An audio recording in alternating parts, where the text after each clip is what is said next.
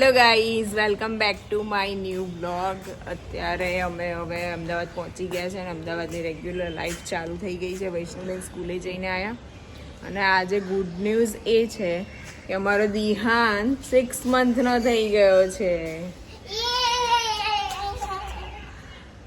એટલે અમે જઈએ છીએ ફોટોશૂટ કરાવવા માટે. વૈષ્ણવ બિગ સિસ્ટર જુઓ તમે કેટલી રિસ્પોન્સિબિલિટી છે. Look at this side. સોસાયટીની બહાર નીકળતા જ આવું બધું બ્રિજની નીચે થઈ ગયું છે અમારો. Box cricket and adventure park four kids like this.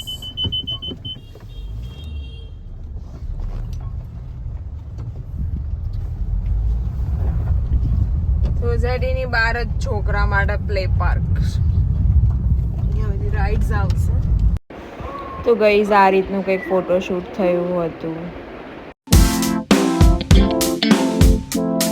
Guys આજે દિહાનને 6 મંથ પૂરા થઈ ગયા છે અને ન્યૂ વસ્તુ એ છે કે આજથી દિહાનને આઉટસાઇડ ફૂડ ચાલુ કરવાનું છે.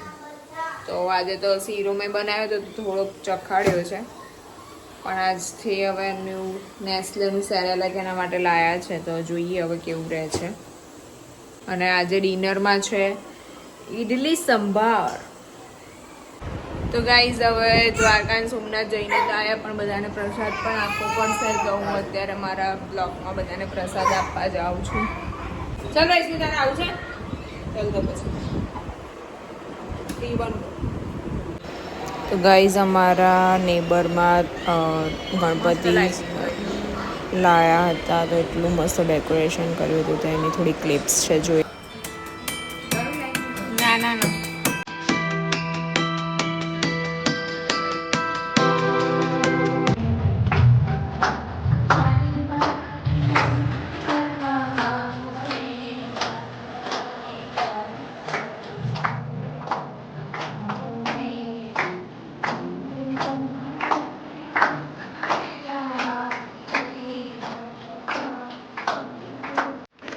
તો ગાઈઝ દિહાન માટે ફર્સ્ટ ક્રાયમાંથી થોડા ક્લોથ્સ ઓર્ડર કર્યા હતા, એ આવી ગયા છે.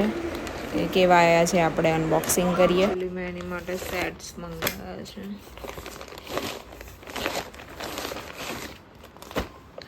સ્વેટર,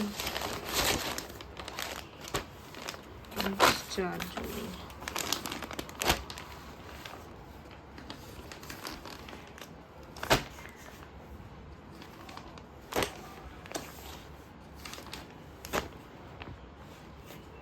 ગાઈઝ દિહાનના આ રીતના કંઈક કપડાં આવ્યા છે. સ્વેટર છે. બહુ બેબી અગ્નિ મને રેન્જ બહુ સારી ગમે છે. એના કપડાં ને બધું બહુ સારું હોય છે. સ્વેટર છે, બોટમ અને ટી શર્ટ. બેબીઝના કલર કેટલા મસ્ત હોય. વૈષ્ણવી અને દિહારના બધા જ કપડાં ફર્સ્ટ ક્રાયમાંથી આવે છે. અમુક વાર સારી ડીલ મળી જાય અને અમુક વખત સેલ નહીં હોય ત્યારે આપણે લેવા પણ અમુક વખત બહુ સેલ સારો હોય ને ત્યારે વધારે જ મંગાવી દઉં છું આ રીતે. તો ગાઈઝ આજે બનાવવાના છે અમે છોલે કુલચા, પણ ઘરે શાકભાજી નહીં હતું કારણ કે અમે કેટલા દિવસથી બહાર હતા એટલે. તો છોલે કુલચા તો બનાવવા જ પડશે, એટલે એન્ડ મોમેન્ટ પર આપણે શાકભાજી મંગાવી દીધું છે ઝેપ્ટોમાંથી, પણ એડ કરી દીધું. ખાસ તો મને ટામેટા અને કોથમીર મરચાં જોઈતા હતા, પણ ડીલ સારી મળી ગઈ. 125 રૂપીસ કેશ મળ્યા બેક. વૈષ્ણવી મેડમ કહેતા હતા, હું કહેતા હતા એની આંખો ચેક કરાવો, એને દેખાતું નથી કે પાછળ બેસે એટલે. હે સાચું નહીં દેખાતું તને? પાછળ બેસે તો નહીં દેખાતું? હા દેખાય છે, પણ બહુ પાછળ બેસવું એટલે પપ્પા બહુ તેજ ચલાવે છે ને એક્ટિવા, એટલે મારા આંખમાં ધૂળ જાય છે. એવું કે છે એના જોડે ઈશાની બેઠી હતી ને, તો એને બધું દેખાય છે કે મને નહીં દેખાતું. ઈશાની બધું દેખાય છે ને વૈષ્ણુતા જોડે બે. હે સાચું કે બેટા? એટલે આપણને ખબર પડે, ડોક્ટરને બતાવવું પડે. હું નહીં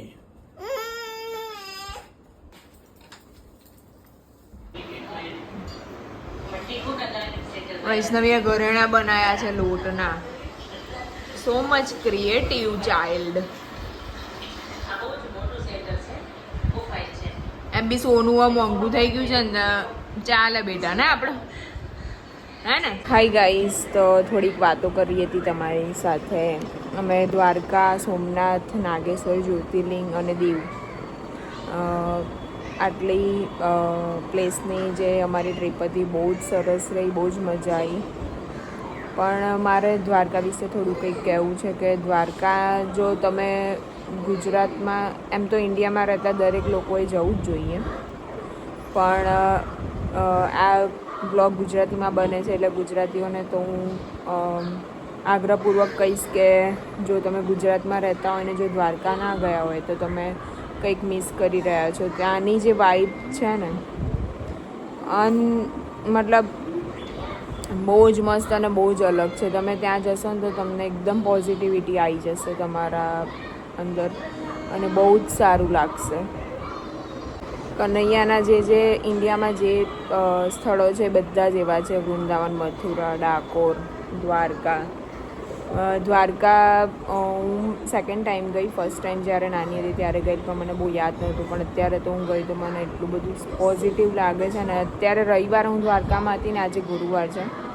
પાછું મને કોઈ એવું કહે ને કે દ્વારકા જવું છે તો આમ ઉમળકો આવા અંદરથી, એમ જવાની ઈચ્છા થઈ જાય એવી છે દ્વારકા ખરેખર ગાઈસ. તો જો તમે ના ગયા તો પ્લીઝ જજો. પ્લીઝ હવે મારી મેટર્નિટી લીવ ટૂંક સમયમાં પતવા આવવાની છે, તો એના પહેલાં અમારે હજી 1-2 ટ્રીપ કરવાની છે. તો પ્લીઝ સબસ્ક્રાઈબ કરી લેજો જો અમારી ચેનલ સબસ્ક્રાઈબ ના કરી હોય તો. અને હા, હવે કાલથી ઘરના બ્લોગ આવશે મસ્તીવાળા, કે કેવી રીતે અમારી લાઈફસ્ટાઈલ છે. અમે અમદાવાદમાં રહીએ છીએ તો એ તમે એન્જોય કરજો. અને જો અમારા વિડીયો સારા લાગતા હોય તો પ્લીઝ ગાઈઝ લાઈક કરજો અને સબસ્ક્રાઈબ કરવાનું ના ભૂલતા. Thank you for watching. By.